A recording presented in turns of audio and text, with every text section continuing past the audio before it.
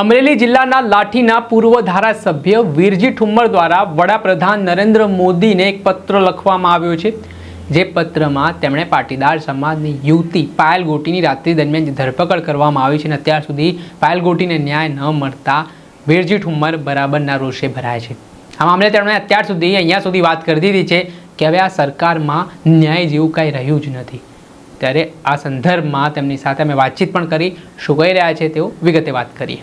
વૈષ્ણવજન તો તેને કહીએ જે પીડ પરાઈ જાનાને રે। નમસ્કાર દર્શક મિત્રો, નવજીવન ન્યૂઝમાં આપનું સ્વાગત છે। હું છું ફૈઝન। આજથી થોડાક દિવસ પહેલાં અમરેલી જિલ્લામાં જે એક લેટર કાંડનો મામલો સામે આવ્યો હતો, એમાં ભારતીય જનતા પાર્ટીના બે જૂથ વચ્ચેનો આ મામલો છે। તેમાં ભાજપના નેતાના ત્યાં નોકરી કરતા પાટીદાર સમાજના યુવતી પાયલ ગોટિયાનો શિકાર બન્યા હતા। પોલીસે પાયલ ગોટીનું સરઘસ પણ કાઢ્યું હોવાની વિગતો કહેવાઈ રહી હતી અને આ મામલો ગરમાયો હતો। આ ઘટનાના સંદર્ભમાં પાયલ ગોટીએ પણ ગંભીર આરોપ કર્યા હતા। રાત્રિ દરમિયાન તેમની ધરપકડ કરવામાં આવી, પોલીસે તેમને માર પણ માર્યો હતો અને આ સમગ્ર મામલે રાજ્યના પોલીસ વડા વિકાસ સહાય દ્વારા તપાસના આદેશો પણ આપવામાં આવ્યા હતા। રિપોર્ટ પણ તૈયાર થઈ ગયોની વિગતો કહેવાઈ રહી હતી, પરંતુ અત્યાર સુધી જે પાટીદાર સમાજની યુવતી છે પાયલ ગોટી, તેમને ન્યાય ન મળતા હવે વિવાદ વકરતો દેખાઈ રહ્યો છે। આ મામલે કોંગ્રેસના લાઠીના પૂર્વ ધારાસભ્ય વીરજી ઠુમ્મરે વડાપ્રધાન નરેન્દ્ર મોદીને એક પત્ર લખ્યો છે, જે પત્રમાં તેમણે મહત્વની વાતો કરી છે। તેમણે ભારતીય જનતા પાર્ટીના નેતાના ત્યાં નોકરી કરતા અન્ય પક્ષના આંતરિક ઝઘડામાં એકબીજાના જૂથ પર પત્ર વ્યવહાર સંદર્ભે આબળાનારી મુખ્ય આરોપી બનાવી તેમને મધરાત્રે ધરપકડ કરી અમાનુષી અત્યાચાર કરવામાં આવ્યો, તે મામલે ઉચ્ચ ન્યાયાલય મારફતે માંગણી કરેલ છે। રાજ્ય સરકારના તંત્ર દ્વારા ગૃહ સચિવ અંગે યોગ્ય પ્રત્યુત્તર ના પાઠવતા હાલ આપને અંગે વધુ રજૂઆત કરવા અને ન્યાયિક માંગણીને આપના દ્વારા ઉકેલ માટેના આશયથી પત્ર લખવામાં આવ્યો છે। હાલ આ સમગ્ર મામલો ગુજરાત હાઈકોર્ટમાં તો પહોંચ્યો છે, સાથે જ જે તપાસનો રિપોર્ટ છે તે સોંપવા માટે માંગ કરી છે। પહેલાં તો મામલે વીરજી ઠુમ્મરે વાતચીત કરતા શું પ્રહાર કર્યા છે ગુજરાત સરકાર ઉપર, વડાપ્રધાન નરેન્દ્ર મોદીથી લઈ ગૃહમંત્રી હર્ષ સંઘવી ઉપર શું આક્ષેપો કર્યા છે તે સાંભળી લો। આપણી સાથે અમરેલીના લાઠીના પૂર્વ ધારાસભ્ય વીરજીભાઈ ઠુમ્મર જોડાઈ ચૂક્યા છે। તેમણે એક પત્ર ફરી એકવાર રાજ્ય સરકારને લખ્યો છે, જેમાં પાયલ ગોટીના ન્યાય મુદ્દે તેમણે જે વાત કરી છે તેમને લઈને સીધી વાતચીત કરીશું। વીરજીભાઈ, તમે રાજ્ય સરકારને પત્ર લખ્યો છે અને પત્રમાં હવે ન્યાય નહીં મળે તે પ્રકારની તમે ભીતિ વ્યક્ત કરી રહ્યા છો, શું સમગ્ર મામલો છે? હવે તો આ મામલે વડાપ્રધાન નરેન્દ્ર મોદી સુધી પણ પાયલ ગોટી જે ભોગ બનનાર પીડિતા છે તેમણે પત્ર લખ્યો છે, કેમ આવું તમને લાગે છે કે ન્યાય નહીં મળે આ સરકારમાં? સૌપ્રથમ તો નવજીવન ન્યૂઝ જે એક સારો ન્યાય આપવા માટેની બાબતમાં મને ફોન ઉપર જોડ્યો છે, હું આભાર માનું છું। જી, મને ભારતીય જનતા પાર્ટી ઉપર હવે એક પૈસા પર વિશ્વાસ રહ્યો નથી। માત્ર ખોટી વાહિયાત વાતો કરવી આ દેશના વડાપ્રધાન તત્કાલીન મુખ્યમંત્રી જયારે વડાપ્રધાન નહોતા ત્યારે રોજ ફાંકા ફોજદારી કરતા હતા કે મારી બહેનો, તમારો ભાઈ હવે દિલ્હી જઈ રહ્યો છે, એક 15 કાવડિયાનું પોસ્ટકાર્ડ તમે લખજો, તમને ન્યાય મળશે। 28 આગેવાનો પાયલ ગોટીએ પોતાના સ્વ અક્ષરે પોતે ટાઈપ પણ કરી શકે છે, પોતાના સ્વ હસ્તાક્ષરથી પત્ર લખ્યો છે। પત્રમાં લખ્યું છે વંદે માતરમ, વંદે માતરમ ને માનનારા ખીચા કાતરમ વાળા લોકો, એ લોકોને પાયલ ગોટીએ પોતે પોતાના પત્રમાં પણ ઉલ્લેખ કર્યો છે કે મેં અત્યાર સુધી મારો મત ભાજપને આપ્યો છે। એક પોતાનું એંગેજમેન્ટ થવાનું હતું ત્યારે આવા કેસમાં એમને ફસાઈ દેવામાં આવે, રાત્રે એને ઉપાડી લેવામાં આવે અને વિધાનસભામાં સત્યથી વેગળો જવાબ કરવામાં આવે। મને અમરેલીની જનતા, નાના નાના લારીવાળા મને કે આટલું બધું ખોટું બોલી શકાય? મેં કીધું વિધાનસભાની બાબત છે હું નહીં કહું, પણ રાત્રે ઉપાડી છે, તમે પોતે ત્યાં હતા ગામમાં, નિલીપ રાય રિપોર્ટ કરે, નિલીપ રાય તો બાહોશ અધિકારી છે, આપની ચેનલ મારફત નિલીપ રાયને સંદેશો મળે, મારે પૂછ કેવું છે કે નિલીપજી તમે અમરેલીમાં હતા, કોઈ એક નાનો ગુંડો ફરતી નહોતો શકતો, તમારા રિપોર્ટ અહીંયા જયારે લેવા આવ્યા ત્યારે સોશિયલ મીડિયામાં સતત જવાયા રહેલા, સર્કિટ હાઉસના પગથિયા ચડો એ તમારા ફોટા દેખાડો, ક્યાં છે તમારો રિપોર્ટ? અમારા પત્રોને તો કચરા ટોપલીમાં નાખી દે, તમારા રિપોર્ટને આઈપીએસ અધિકારી, રાજ્યના નંબર 1 ગણાતા અધિકારી, એનો રિપોર્ટ પણ જાહેર કરવામાં ન આવે, 100 દિવસથી હજી એમનું ચાર્જશીટ પણ કરવામાં ના આવે। રાત્રે પકડીને કહેવામાં આવે ને પાછા વળી વિધાનસભામાં એમ કરો. એક ઉભરતો યુવાન અમારો કૌશિક કે જેને કદ વેતરી નાખવા માટેનું આ કૌભાંડ છે. જી. કદ વેતરી કોણ નાખે છે? બીજી રૂપાણી વેતરે છે. એમણે કહ્યું કે આ કાર્યવાહી ખોટી છે.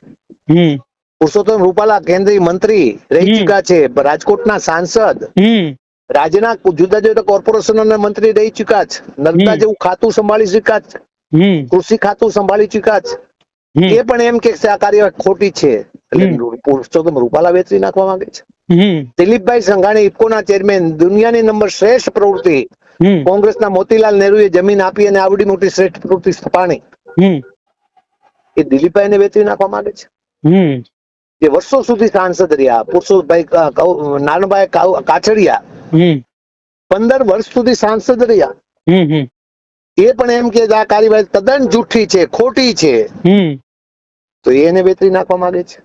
ડોક્ટર કાનાબાર રોજ ટ્વીટ કરે, બિલકુલ, કે રોજ ટ્વીટ કરીને વડાપ્રધાનને સાચી માહિતી, ખાનાબારે પણ સાચી માહિતી આપી, પણ આ તો વડાપ્રધાન તમારો ભાઈ અત્યારે દિલ્હી બેઠો છે, હિન્દુસ્તાન વેચી રહ્યો છે, એને ટાઈમ નથી. પાયલ, તારા માટે ટાઈમ નથી અત્યારે, તેને અદાણી માટે ટાઈમ છે.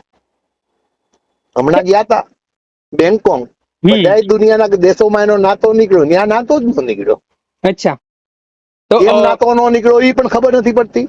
એ દેશના માણસ, હું એ ઉપર આવું છું. પાયલ, તને ન્યાય આપશે કે કેમ મને વિશ્વાસ નથી. મને હિન્દુસ્તાનની ન્યાયકોર્ટ ઉપર વિશ્વાસ છે. અચ્છા, ન્યાયકોર્ટમાં પણ નાના મોટા બાબતો નીકળી રહી છે, પરંતુ હજુ પણ વિશ્વાસ છે.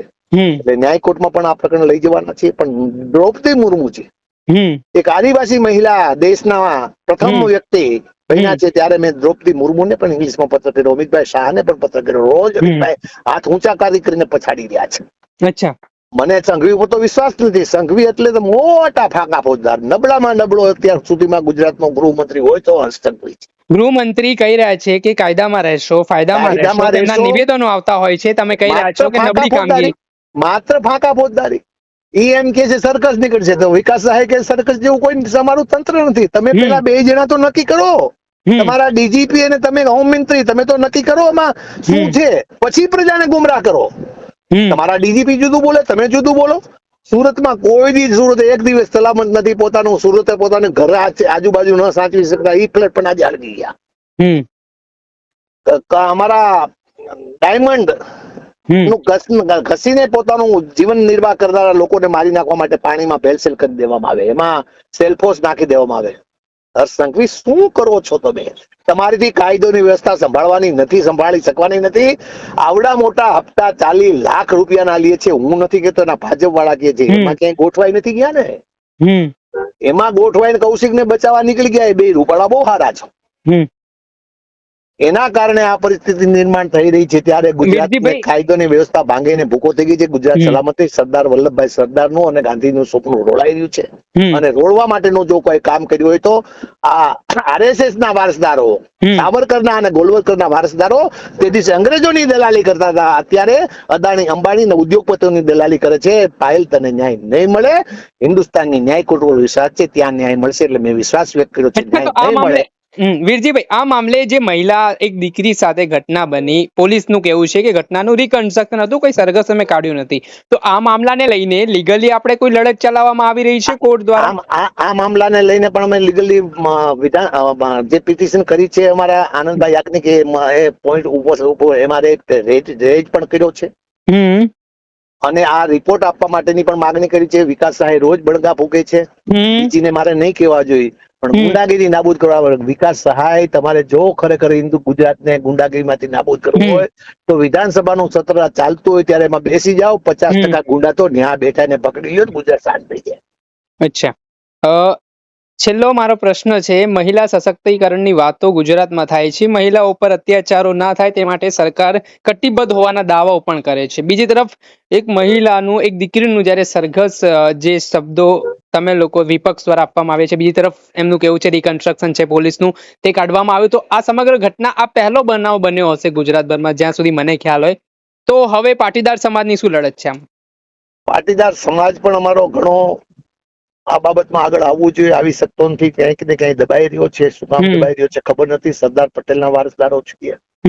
આપની ચેનલ માટે મારે તો સરદાર વલ્લભભાઈ પટેલના વારસદારો તરીકે નરેશભાઈને પણ કેવું છે ને ખાડોલ ધામને પણ કેવું છે કે અમિત શાહના ફોટા મોકલીને તમારા ટંટણિયા ખોડલધામનો કાર્યક્રમ ઉજવે છે એને બદલે તમે સરદાર વલ્લભભાઈ પટેલનો ફોટો મૂકો, ખોડલમાનો ફોટો મૂકો.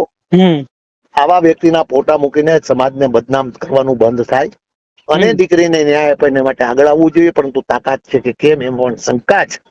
ત્યારે આ ન્યાય માટે, ન્યાયકૂટમાં લડવા માટે ભારતીય જનતા પાર્ટીને મત આપનારી અને કહેનારી વ્યક્તિ પાયલ, છતાં પણ અમે બિન પોલિટિકલ એક દીકરીને અન્યાય થયો છે અને ન્યાય આપવા માટે આજે અમે લડત ચલાવી રહ્યા છીએ. એ લડતમાં કેટલી અમને સફળતા મળશે એ તો ભવિષ્ય કહી શકશે.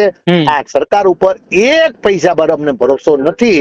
ન્યાય કોર્ટમાં જયારે આવશે ત્યારે કદાચ અમને ન્યાય મળશે એવો અને વિશ્વાસ છે. એ વિશ્વાસ ફળીભૂત થશે કે કેમ એ અત્યારે કેવું મારા માટે પણ મુશ્કેલ છે. ચોક્કસથી ખૂબ ખૂબ આભાર અમારી સાથે જોડાવા બદલ. આ હતા તેમનો ગુસ્સો સાતમા આસમાને જોવા મળ્યો છે. તેમના સરકારમાં હવે ન્યાય નહીં મળે પાયલ ઘૂંટીને તે પ્રકારની વાત, તેમના આશા અપેક્ષા પણ ગુમાવી છે. સાથે જ તેઓ ન્યાય લડત ચલાવી રહ્યા છે અને આગામી સમયમાં હાઈકોર્ટમાંથી તેમને ન્યાય મળશે. જે જવાબદાર અધિકારીઓ જે આમાં સામેલ હશે તેમની સામે કડક પગલાં લેવાશે તે પ્રકારની અપેક્ષા પણ વ્યક્ત કરી છે. ત્યારે જોવાનું રહ્યું કે પાટીદાર સમાજની હતી પાયલ ઘૂંટીના ન્યાય મામલે આગામી સમયમાં કોર્ટ તરફથી શું કહેવામાં આવે છે. દર્શક મિત્રો, નવજીવન ન્યૂઝને આપ લાઈક કરી લો, સબસ્ક્રાઇબ કરી લો અને શેર કરવાનું ભૂલતા નહીં. વૈષ્ણવજન તો તેને કહીએ જે પીડ પરાઈ.